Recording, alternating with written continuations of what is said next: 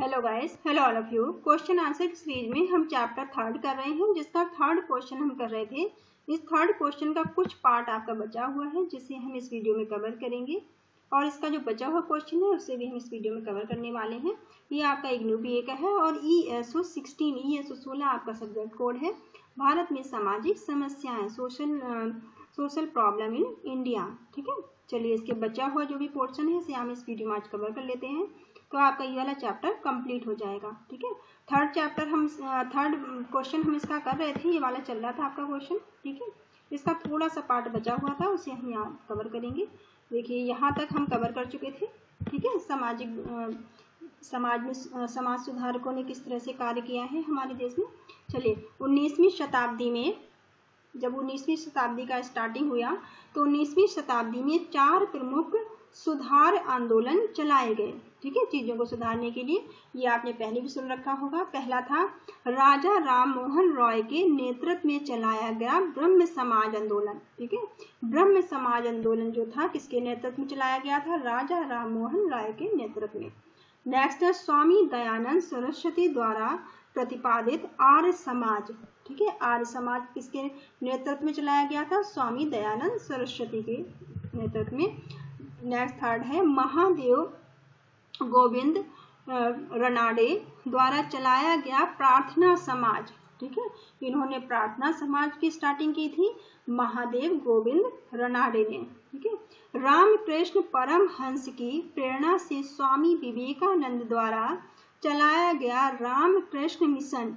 ठीक है, इस सुधार आंदोलन ने छुआछूत, सती प्रथा, शिशु हत्या जैसी प्रथाओं का विरोध किया था। ठीक है, ये सारे आंदोलन किस लिए चलाए गए थे? समाज को सुधारने के लिए। समाज में जो कुरीतियां व्याप्त हो चुकी थी उन्हें दूर करने के लिए, जैसे सती प्रथा, छुआछूत, बाल विवाह, शिशु हत्या। ठीक है, इन सबको दूर करने के लिए ये आंदोलन चलाए गए थे। विधवा पुनर्विवाह। ठीक है, जो विधवा थी उनका दोबारा से विवाह होने को इन्होंने प्रोत्साहित किया था। विधवा पुनर्विवाह और आधुनिक शिक्षा पर भी जोर दिया गया था। राजा राम मोहन रॉय ने अथक प्रयासों से सती प्रथा को 1929 में कानूनी तौर पर समाप्त करा दिया था। ठीक है, राजा राम मोहन रॉय के आर्थिक प्रयासों से, इन्होंने बहुत ज़्यादा प्रयास किए थे। इनके आर्थिक प्रयासों से 1829 में सती प्रथा को कानूनी तौर से समाप्त किया गया था। आर्य समाज ने पंजाब, हरियाणा और पश्चिमी उत्तर प्रदेश में जाति प्रथा की कठोरता को कमजोर करके तथा छुआछूत की प्रथा को कम करने में महत्वपूर्ण योगदान दिया था। प्रार्थना समाज के कार्यकलाप मुख्यतः बम्बई प्रेसिडेंसी तक ही सीमित थे। रामकृष्ण परमहंस ने शिक्षा और स्वास्थ्य सेवाओं के क्षेत्र में महत्वपूर्ण योगदान दिया था। ठीक है, समकालीन समस्याएं। ठीक है, जो समकालीन सामाजिक समस्याएं, आपने एक्सेंडिंग डालेंगे।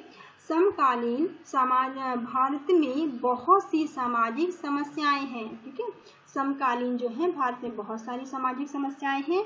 यद्यपि इन्हें सामाजिक समस्याएं कहा जाता है, किंतु कुछ समस्याओं में सामाजिक सांस्कृतिक पक्ष की मुख्यता अधिक है, जबकि कुछ अन्य समस्याओं में आर्थिक व कानूनी पक्ष की प्रमुखता स्पष्ट रूप से दिखाई देती है। इस प्रकार समकालीन सामाजिक समस्याओं को निम्नलिखित श्रेणियों में बांटा जा सकता है। पहला है सामाजिक सांस्कृतिक समस्याएं। ठीक है, सांप्रदायिकता, छुआछूत, जनसंख्या विस्फोट, बालकों का गलत कार्यों के लिए दुरुपयोग, अनुसूचित जातियां, अनुसूचित जनजातियों, पिछड़ा वर्ग, महिलाओं की समस्या, शराब पीने एवं नशीले पदार्थों के सेवन जैसी समस्याएं। नेक्स्ट पॉइंट है आर्थिक समस्याएं। ठीक है, ये तो सामाजिक समस्याएं हो गई। आर्थिक समस्याएं क्या क्या हैं? गरीबी, बेरोजगारी, काले धन का संचय इत्यादि जो है वो आर्थिक समस्याएं हैं। चलिए नेक्स्ट और लास्ट क्वेश्चन ये आपका बचा हुआ है, इसी को हम कवर कर लेते हैं तो आपका ये चैप्टर खत्म हो जाएगा। क्वेश्चन आपका है संरचनात्मक रूपांतरण और सामाजिक समस्याएं किस प्रकार संबंधित है। भारत में सामाजिक समस्याओं को संरचनात्मक रूपांतरण की दृष्टि से समझने के लिए प्रयास किए गए हैं। भारतीय संदर्भ में रूपांतरण के 3 प्रतिमान मिलते हैं। संस्कृतिकरण, ठीक है, पहला हेडिंग आप डालेंगे संस्कृतिकरण।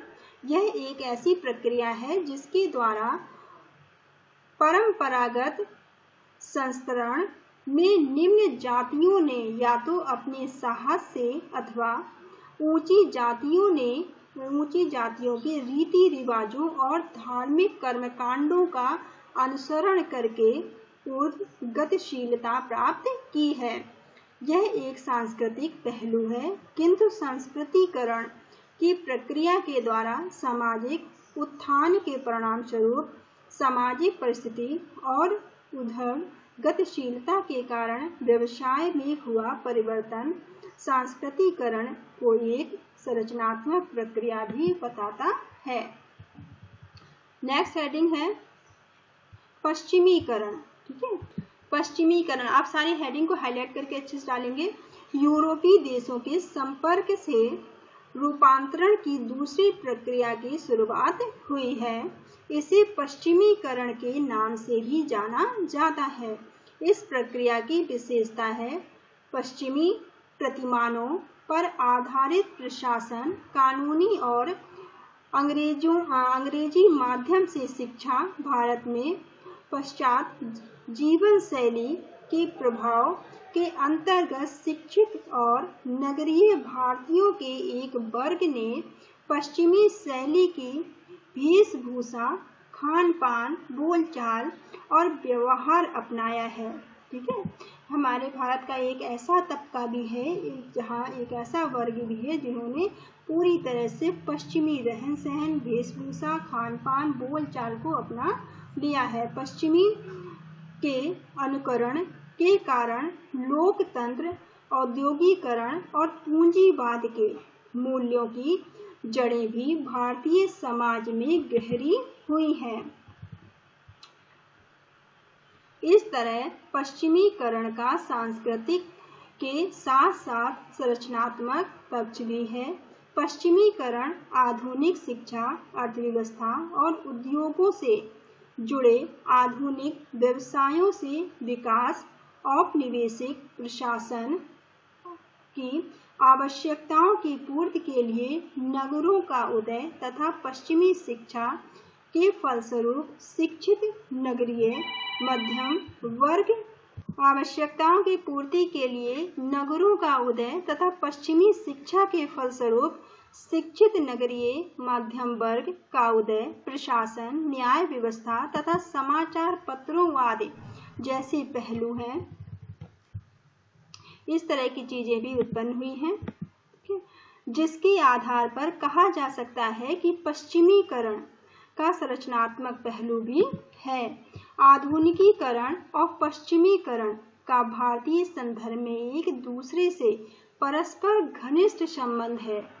आधुनिकीकरण के प्रमुख घटकों जैसे शिक्षा, राजनीतिक भागीदारी, शहरीकरण, प्रवास, सामाजिक राजनीतिक गतिशीलता, धन बाजार, आधुनिक टेक्नोलॉजी, संरचना नेटवर्क, संचार नेटवर्क और औद्योगिकीकरण की शुरुआत औपनिवेशिक शासन द्वारा की गई है और स्वतंत्रता काल में इन्हें भरपूर प्रोत्साहन मिला है, ठीक है। स्वतंत्रता के बाद से इन्हें पूरी तरह से प्रोत्साहित भी किया गया है।